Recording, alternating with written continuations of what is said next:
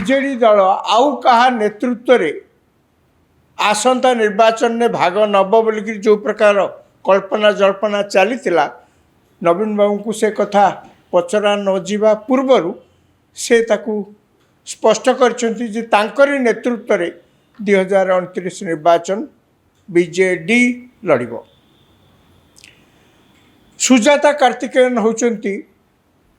V K Pandian, ଯିଏକି नवीन पट्टनायक मुख्यमंत्री थिलाबेले तांकर प्राइवेट सेक्रेटरी थिले एवं परवर्ती समय सी चाकरी छाड़ी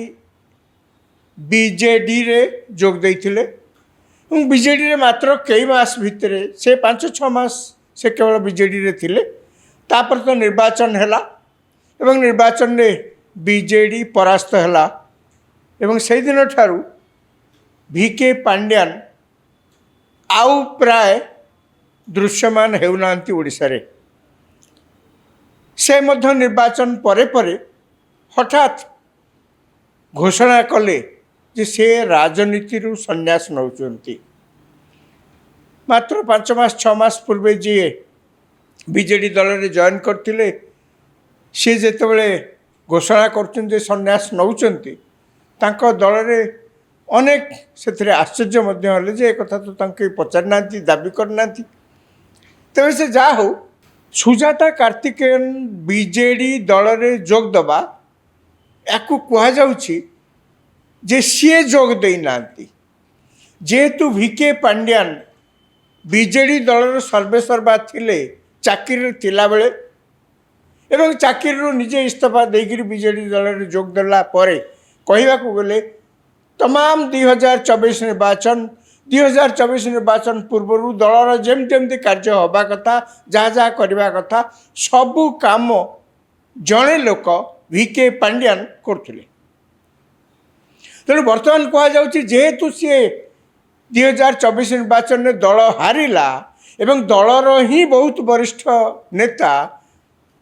कहले ये जड़े लोकों आम दल बदनाम हैला एवं दल हारिला।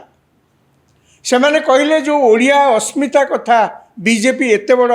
प्रसंग राज निर्वाचन में प्रसंग कला तार सूत्रधर होउचंती एवं तार मूल आधार होउची भिके पांड्यान। भिके पांड्यान जेहेतु से घोषणा कले जे मु राजनीति संन्यास नवाई हठात से पुणी राजनीति भितर को आसी प्रत्यक्ष राजनीति ओडिशा रे पुणी भाग नेबा टिके अड़ुआ लगुच। ग्रहण योग्यता केते अधिक हम आजिका दिन में ता सन्देह कहीं 2024 जमती लोक मैंने कहते ये किए ओडिशा राजनीति रे यांकर उपस्थिति ये किए ये चाकरी करने एवं जो ओडिया अस्मिता कथा कहुला ओडिया अस्मिता यांकु ही आधार करते बेसी दाना बांधिला।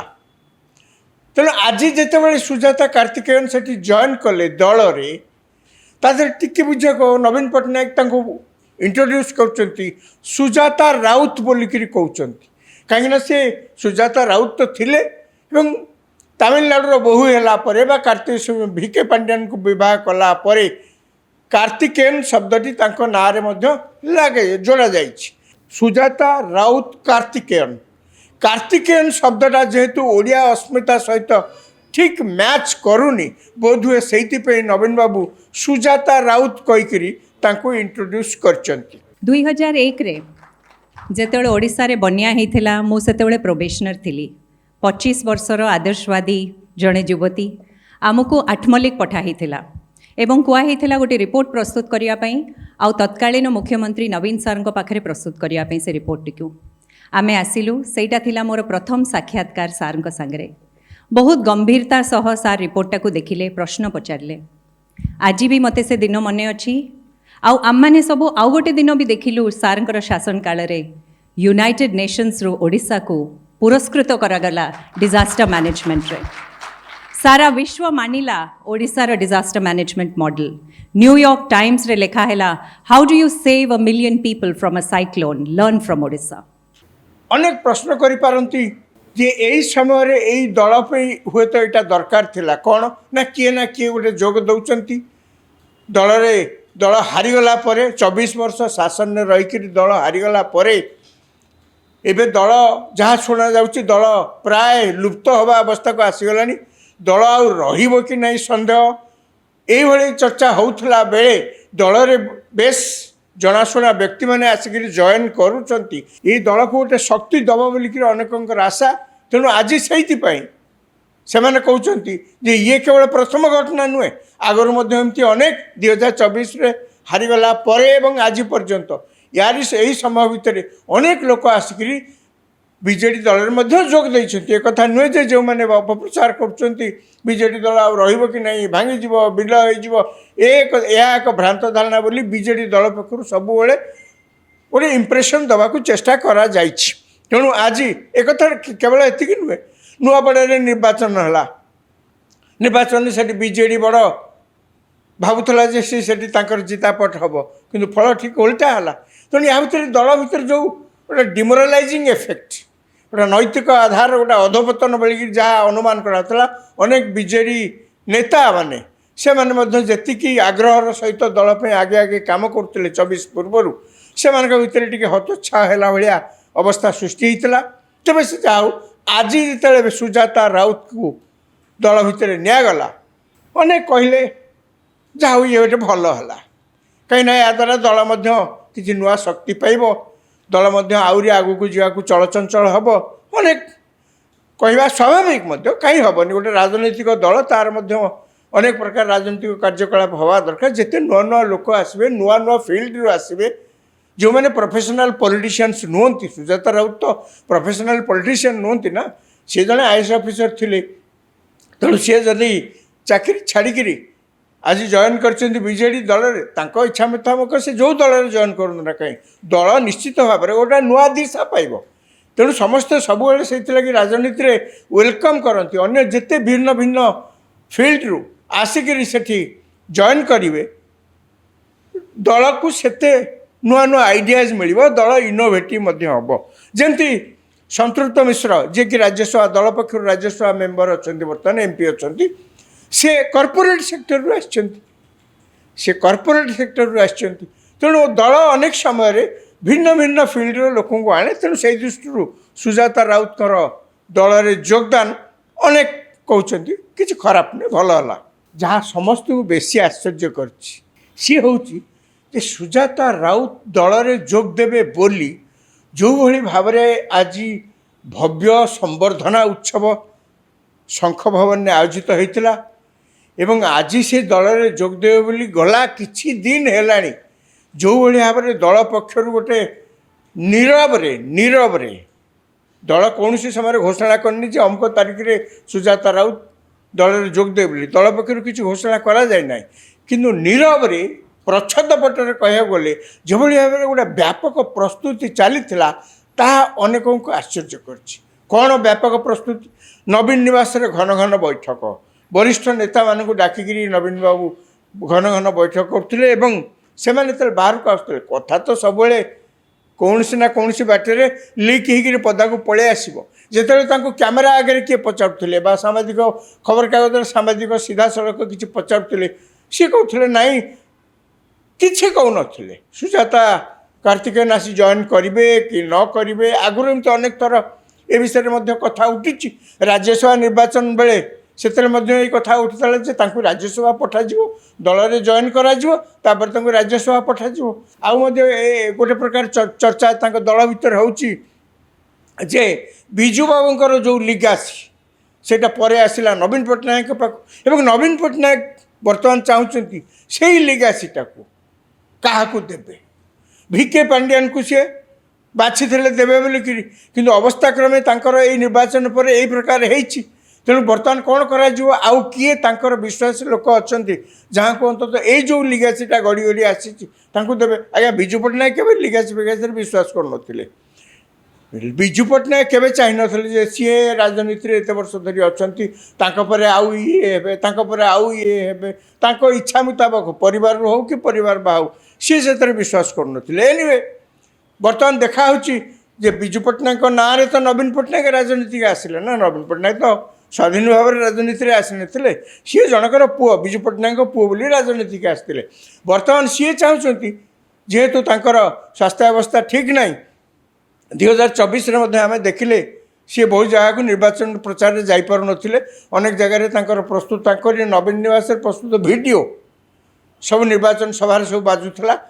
अनेक जगह से बसुले पछरे बाजुला एमती परिस्थिति थिला किंतु आज नवीन पट्टनायक चाहते लिगासीटा क्या देवे भिके पांड्यान तो जहाँ मुझे कहली निर्वाचन पर एमती संन्यास घोषणा कर दी से तेणु वर्तमान से जो तथाकथित नवीन पट्टनायक लिगासी बा विजु लिगासी ताकू जो शब्द कहतु ताकू परवर्ती लोक विश्वासी लोक किए सुजाता कार्तिकेयन को से अणा जा दल को अनेक विषय आलोचना कर कहीं ना नवीन पट्टनायक आजिका दिन में भिके पांड्यान घोषणा करि सन्यासी नेले बोल कि न कर आजिका दिन में नवीन पट्टनायक सबुठ विश्वासी जदि कई था सी होती भिके पांड्यान सी प्रच्छद पटरे थी पारती किंतु निर्वाचन रे हारीगला 2024 पर आज पर्यंत से ही प्रच्छद पटरे बीजेडी सबु प्रकार कार्यकलाप को नियंत्रण कर नवीन निवास को जाऊँगी नवीन पट्टनायक सहित साक्षात आलोचना होची कौन करा दल से विषय आलोचना होची इत्यादि इत्यादि सबू कथा जहाँ मुझे कहली जे आनुष्ठानिक भाव में एक कथा कहीं प्रकाश न कले खबर कौन सी जगार आसिक बाहर प्रसारित हवा ये गोटा नुआ कथा किसी नुहे तेणु बर्तमान तेल सुजाता के राउत को दल में नि यार अर्थ समस्ते दल भितर अनेक आलोचना कर ये प्रकृत में सुजाता राउत को अणा जाए सुजाता राउत स्वामी जी कि घोषणा करते राजनीतिर सन्यास तांकू दल भितर को अणा जाए ठीक अच्छे जो आसवाटा को दल भितर को आसवाटा को गला किछि दिन है एभली भाव में प्रचार सोशल मीडिया सब करा जाउतला लक्ष लक्ष टका खर्च कर सब करा ताकू जड़े देखिले आश्चर्य लगे कौटी लिखा होता तो जे माँ का भरोसा आउ कौटी लिखा होता डाकुची ओडिशा आसुंच सुजाता महिला विकास सी कड़े चाकरी थिला बेले मिशन शक्ति सेल्फ हेल्प ग्रुप इत्यादि करी महिला मानकर प्रभुत्व उन्नति से ओडिशा कड़े होता तांकरी जिते से दायित्व थे सरकारी कर्मचारी भाव में सरकारी अफसर भाव में से कड़े बहुत होता बेले बेले आश्चर्य लगे जब एत कथा होता मुख्यमंत्री कौन करुले एत कथा यदि होता तो आखिरे सब देखा सेल्फ हेल्प ग्रुप हो से जहाँ भी हो से महिला मानकर सशक्तिकरण लक्ष्य जहाँ किसी कार्यक्रम हो ये तो हूँ गोटे केंद्र सरकार योजना सारा राज्य सारा देश में ये योजना तो कार्यकारी हो सुजाता राउत को दल भितर आनिबा पूर्व आनुष्ठानिक भाव दलर सभ्या भाव में नवा घोषणा करा पूर्व जेभली भाव में लगातार सोशल मीडिया रे प्रचार करा जाउथला एवं नवीन निवास आरंभ कर शंख भवन में जिते जिते सब बैठक चलुला कई किसी पदाव कहून चुप होकर रोते कि जेभली भाव में चली देखिले जड़े यही प्रकार भव्य संवर्धनार कौन कारण बोलिक आश्चर्य होगा बाध्य कहीं से ही दल में सौम्य रंजन पट्टनायक भी जोग देते अच्युत सामंत भी जोग देते संतृप्त मिश्र भी जोग देते कौन सी समय तो देखाही जे एभली एक भव्य संवर्धना उत्सव सब नि बोलिक से दल में आउ सब जी जी एमाने आउ सब जी जी जॉइन कर दल से नवीन निवास बारंडारे बास से घोषणा होगला से जॉइन कले से नमस्कार कले बस सरीगला किंतु यांको केस रे एते व्यतिक्रम कौन पे